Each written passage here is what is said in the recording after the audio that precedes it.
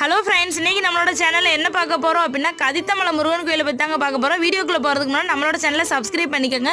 திருப்பூர் மாவட்டத்தில் அமைஞ்சிருக்கும் ஊத்துக்குளி வட்டத்திற்கு உட்பட்டது. இதை வந்துட்டு கதித்தமலை, கைதை மலை அப்படின்னு சொல்லிட்டு நிறைய பேரில் அழைப்பாங்க. இதனோட வரலாறுன்னு பார்க்க போனால் கதித்த என்பதற்கு எழுதல், கோபித்தல் அப்படிங்கிற மாதிரி நிறைய பொருள் இருக்குங்க.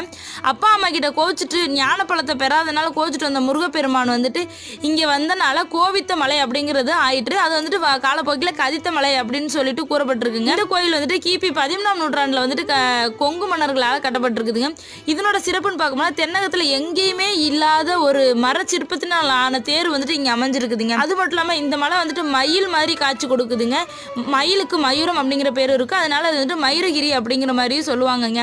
இங்கே வந்துட்டு தெய்வானைக்கும் சன்னதி, அது மட்டும் இல்லாமல் தெய்வானைக்கும் ஒரு சன்னதி இருக்குதுங்க. இங்கே திருமண தடை உள்ளவங்க மஞ்சள், குங்குமம், கச்சுடை, வளையல், வெற்றிலை பாக்கு இதை வச்சு நம்ம வந்துட்டு வழிபட்டோம்னா திருமண தடை நீங்கும்னு சொல்கிறாங்க.